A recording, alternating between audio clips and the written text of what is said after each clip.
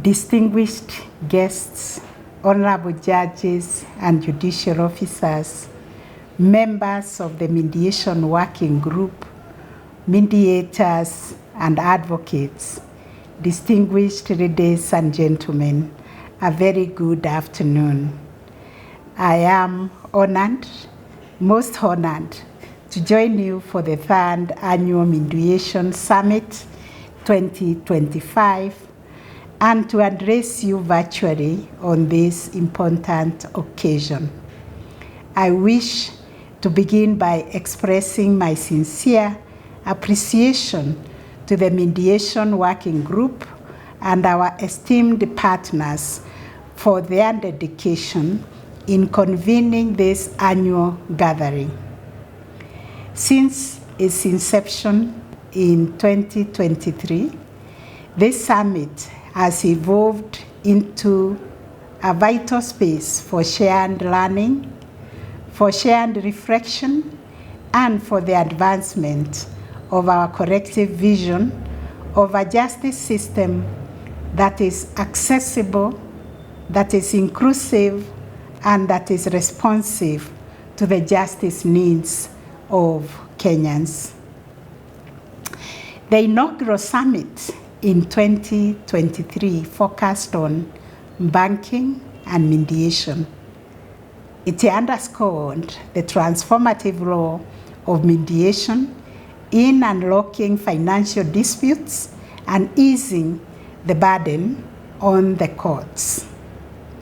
In 2024, we turned our attention to employment disputes, highlighting the value of mediation in preserving workplace relationships and promoting industrial peace. This year, we focus on a theme that resonates deeply with Kenya's historical, legal, and developmental realities.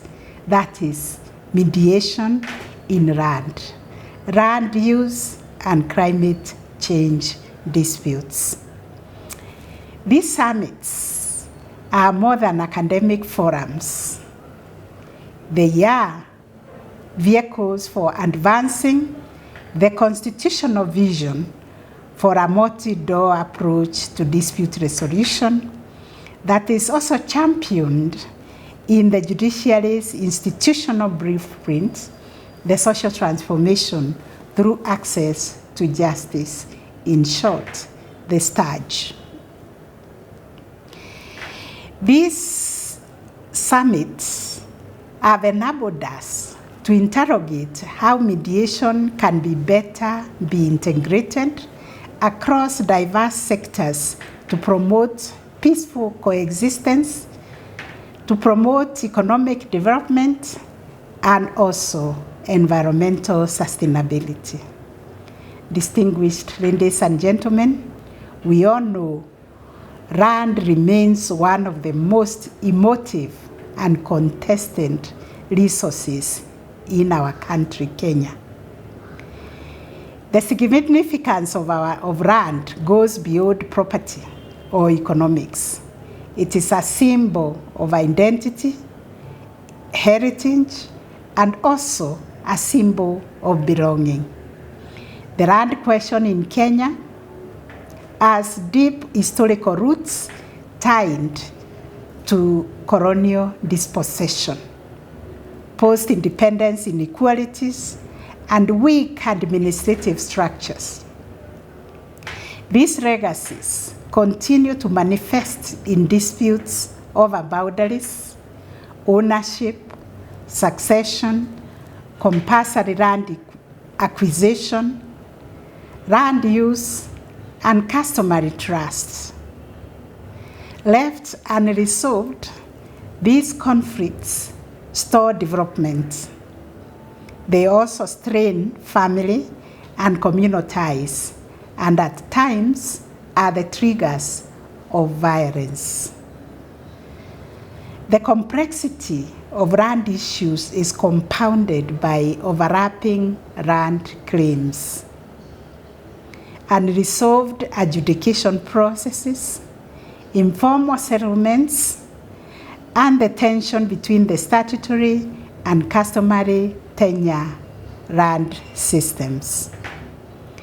Whether we are talking about the rural villages or urban centers, the struggle for land access and control threatens social cohesion and entrenches intergenerational grievances.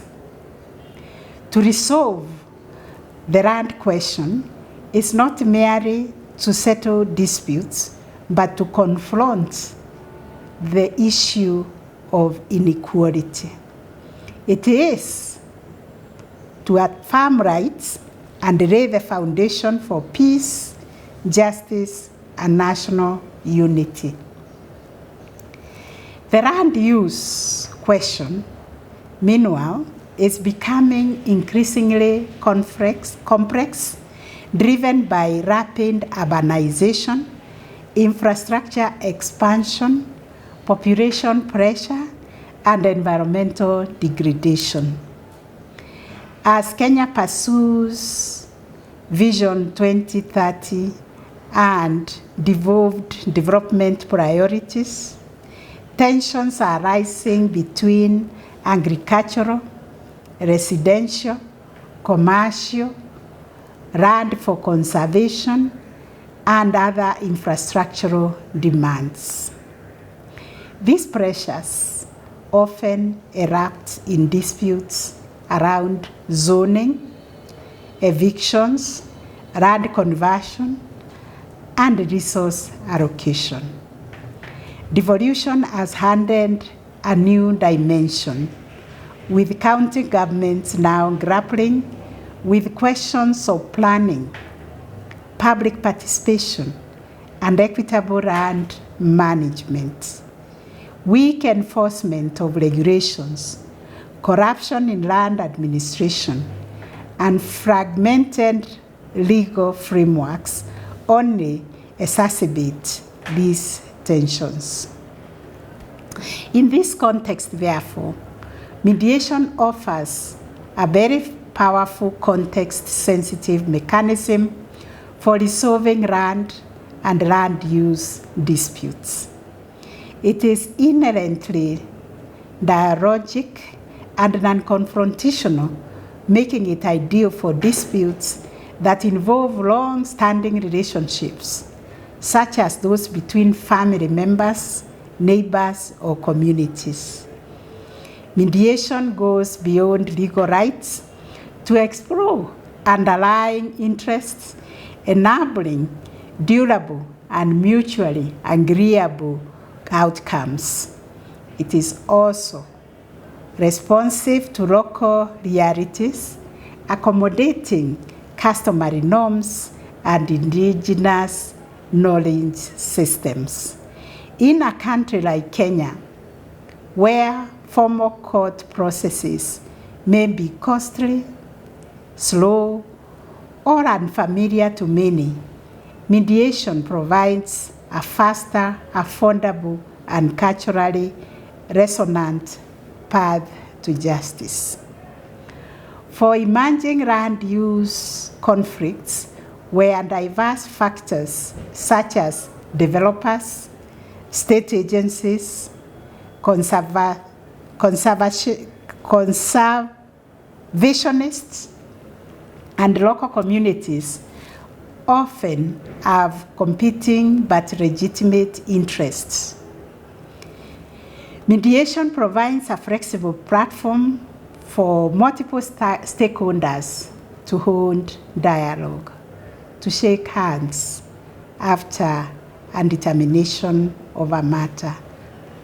It allows technical, ecological, cultural, and economic considerations to be integrated into the solution-making process, especially in situations where development intersects with ancestral lands or ecologically sensitive areas. Mediation can de-escalate tensions and foster consensus. It is not only a dispute resolution tool, but a governance mechanism that can support sustainable development and inclusive planning. This year's theme also calls our attention to the rising number of disputes at the intersection of land and climate change. Climate-related events such as prolonged droughts, floods, shifting weather patterns, and desertification are driving migration, displacement, and competition for scarce resources like water, forest, and pasture for our livestock. These dynamics are increasingly generating conflict, particularly among the pastoralists and the agrarian communities. On the global stage, climate change has given rise to complex disputes involving questions of equity, questions of responsibility, and governance. Litigation is being used to challenge government inaction, to demand corporate accountability, and to seek redress for environmental harm. These disputes often implicate fundamental concerns such as intergenerational justice, human rights, and the survival of the vulnerable communities and ecosystems. Legal systems around the world are being tested in how they adapt to these emerging and urgent challenges. In Kenya, we are seeing similar trends. Climate-related projects such as afforestation, renewable energy investments, and carbon credit schemes, while vital for mitigation and adaptation, sometimes provoke disputes when local communities feel excluded or inadequately consulted. As the state and private sector step up their climate responses, the potential for conflict over resource use, project seating, benefit sharing, and environmental impacts is increasing by the day. These disputes demand processes that are inclusive, participatory, and attuned to both local knowledge and global climate framework. Mediation is well suited to manage these multifaceted disputes. It enables dialogue among a wide range of stakeholders, including local communities, conservationists, regulators, and investors whose interests must be balanced to reach sustainable solutions. Mediation supports informed and culturally sensitive decisions by integrating scientific, ecological, and community perspectives. Mediation also offers a forward-looking, consensus-driven approach that can help ensure climate responses are not only effective, but they are just and equitable. In short, mediation can play a pivotal role in anchoring environmental governance in dialogue, trust, and shared responsibility. The judiciary of Kenya has embraced mediation as a constitutional imperative and a transformative strategy for enhancing access to justice. I wish to refer to Article 159(2)(c) of the Kenyan Constitution, which calls upon us to promote alternative forms of dispute resolution, including reconciliation, mediation, arbitration, and traditional mechanisms as integral part of our justice system. Through the Court Annexed Mediation Program, we have institutionalized mediation within our court structures. Since 2016, we have referred 26,991 cases to mediation, of which 24,464 have been concluded. And this has registered an impressive resolution rate of 91.3%. These cases have also unlocked over 68.9 billion for the economy, demonstrating the tangible socio-economic value of mediation. Specifically, in environment and land courts, mediation has proven highly effective. In 2023, the court referred 870 matters for mediation, and 820 were successfully concluded, returning a 94.2% resolution rate. Between January and June 2024, 400 cases were referred, with 311 resolved. It is notable that between January 2023 and July 2024, we released 1 billion shillings back into the economy through the use of mediation before the Environment and Land Court. As of now, we have 1,893 accredited mediators, 1,114 of whom are actively engaged. The Environment and Land Court has 1,179 mediators dedicated to facilitating peaceful and just outcomes in land and environment disputes. This growing ecosystem of mediators is critical to our long-term goal of scaling up mediation against all spheres, across all spheres of justice. We now have mediation in 62 court stations, with an additional 15 court stations who are in the implementation phase. The Court Annexed Mediation has been implemented across 41 counties, with only 6 counties remaining. These counties are Ramu, Kware, Samburu, Wajir, Mandera, and Taita Taveta. We continue to expand the use of mediation across a wide range of disputes, including commercial. Recently, we recommended a specialized court annexed mediation to deal with tax appeals before they go to the commercial court. We have mediation in family, labor, and in environmental matters. The results speak for themselves. Mediation is not merely an alternative.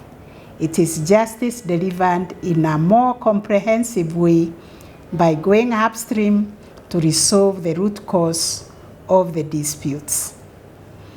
This summit, ladies and gentlemen, is therefore a timely opportunity to deepen our collective understanding of how mediation can be scaled and mainstreamed in the Environment and Land Court, and in other relevant fora such as tribunals dealing with land and environment matters.